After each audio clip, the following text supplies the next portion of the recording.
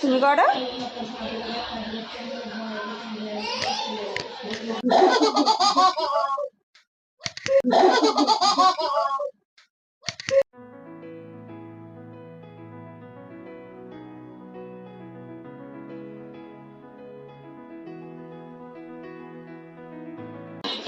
তুমি করো।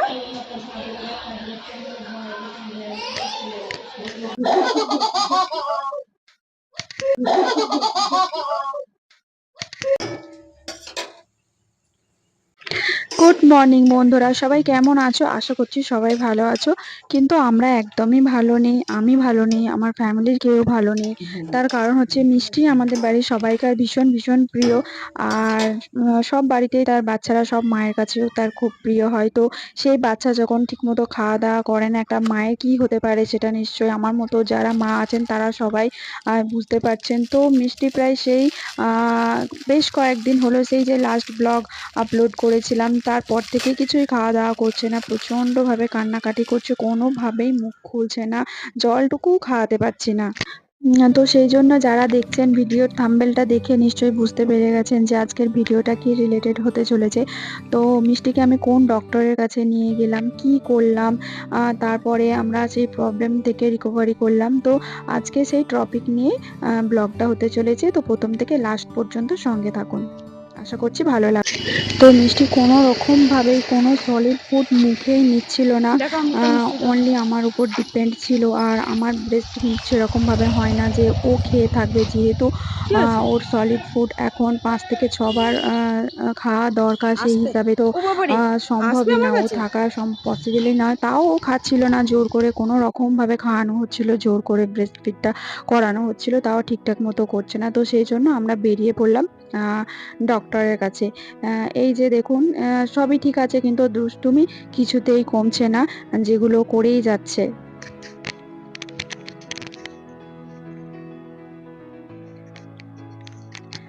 যেতে যেতে রাস্তায় অটোটা খারাপ হয়ে গেছে। আমাদের ডক্টরের কাছে যাবার একটু তাড়া ছিল, তার উপরে মাঝ রাস্তায় অটোটা আবার বন্ধ হয়ে গেছে। তারপরে কোনো রকমভাবে কয়েকটা প্যাসেঞ্জার নেমে ধাক্কা দিতে ফাইনালি অটোটা চললো।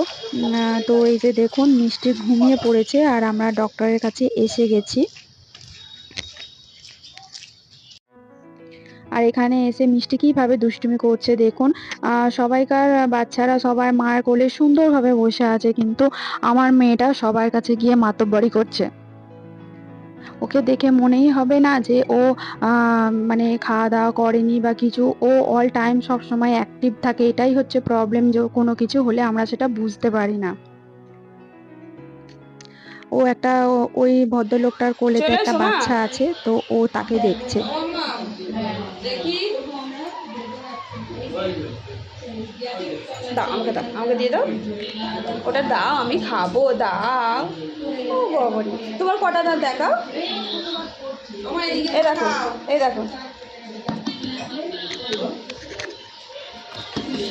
তা তুমি করো। টাটা দিয়ে দাও, টাটা দিয়ে দাও। এই এই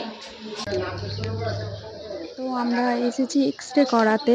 ডক্টর মিষ্টিকে একটা পায়ের এক্স-রে করতে দিয়েছে। তো ডক্টরের কাছ থেকে ফেরার পথে এক্স-রে সেন্টারটা আছে। তো আমরা বলি মিষ্টিকে তো আর একদিন নিয়ে আসতে হবে, যেহেতু মিষ্টির এমনিতেই শরীরটা একটু খারাপ, তো ওকে আবার একদিন কষ্ট করতে হবে। তো আজকেই একটু টাইম নিয়ে আমরা এক্স-রেটা করিয়ে নিই, তো সেই জন্যই গিয়েছিলাম সেই আশাতেই। তো আলটিমেট কিছুই হলো না। তো ওখানে এক্স-রেটা বললো এই এক্স-রেটা ওখানে হবে না, তো আমরা আবার বাড়ি ফিরে যাচ্ছি। তো নেক্সট ডে মর্নিং আমরা আরতি হসপিটালে এসেছি। তো এখানে রিসেপশানে খোঁজ নিয়ে দেখলাম যে এখানে ওই রিপোর্টটা হবে, মানে এক্স-রেটা হবে। তো মিষ্টিকে নিয়ে পরের দিন আসলাম। এই হসপিটালেই মিষ্টি হয়েছিল।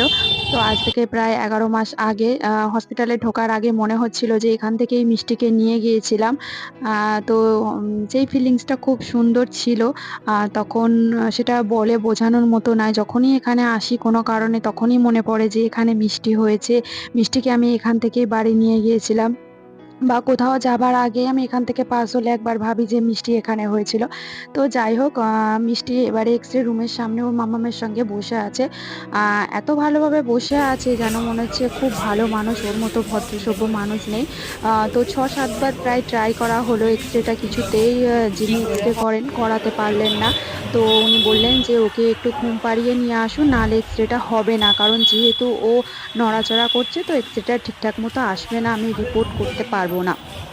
তো সেইজন্য ওকে নিয়ে একটু ঘোরাঘুরি করছি যাতে ও ঘুমায়। কিন্তু ও বকের মতো তাকিয়ে আছে ঘাড় উঁচু করে। প্রায় আধ ঘন্টা হয়ে গেছে আমি ওকে ঘুম দিতে পারিনি। ওর মামাম জাস্ট ২ মিনিট কোলে নিল। ও পুরো একদম নিজের শরীর ছেড়ে দিয়েছে। দেখুন কিভাবে ঘুমিয়ে আছে। আম তো আমি কখনোই ঘুম পাড়াতে পারি না। ওর মামামই ওকে ঘুম পাড়ায়।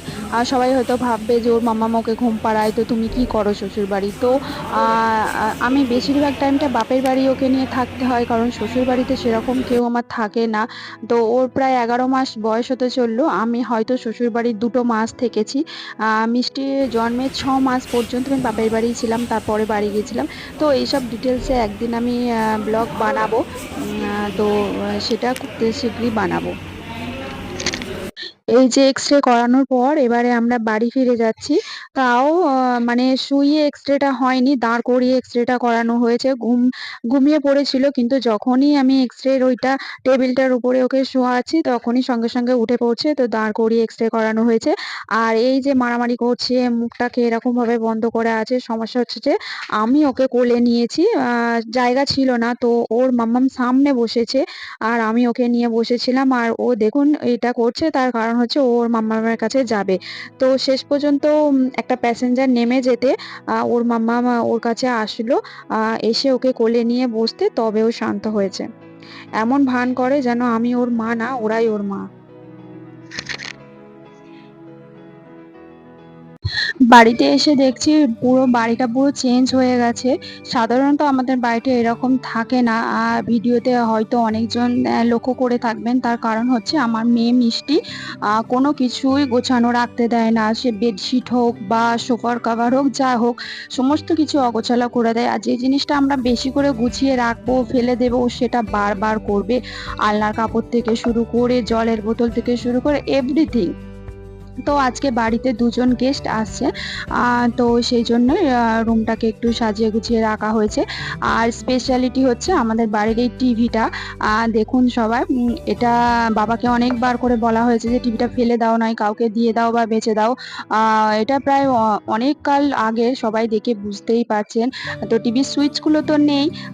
বাবাকে যতই বলা হয় ওটাও অনেক সরাবেন না, তো ওখানেই রেখে দেবেন। তো যাই হোক, রেখে দিয়েছে, থাকুক, দেখা যাক কতদিন রাখে। তো এই ছিল প্রায় ২ দিনের ব্লগ। ছোট, ছোট ক্লিপে আপনাদের সবার সাথে শেয়ার করার চেষ্টা করলাম। ১ম থেকে শেষ পর্যন্ত যারা আসলেন আশা করছি একটু হলেও ভালো লেগেছে। যদি ভালো লেগে থাকে তো আমার চ্যানেলটা সাবস্ক্রাইব করবেন, পাশে থাকা বেল আইকনটা প্রেস করবেন, যাতে আমি নতুন কোনো ভিডিও আপলোড করার সাথে, সাথে আপনাদের কাছে নোটিফিকেশন আসে। তো ভিডিওটা শেষ করার আগে আমি আমার মেয়ের হাসির কিছু মুহূর্ত আপনাদের সবার সঙ্গে শেয়ার করতে চাইবো।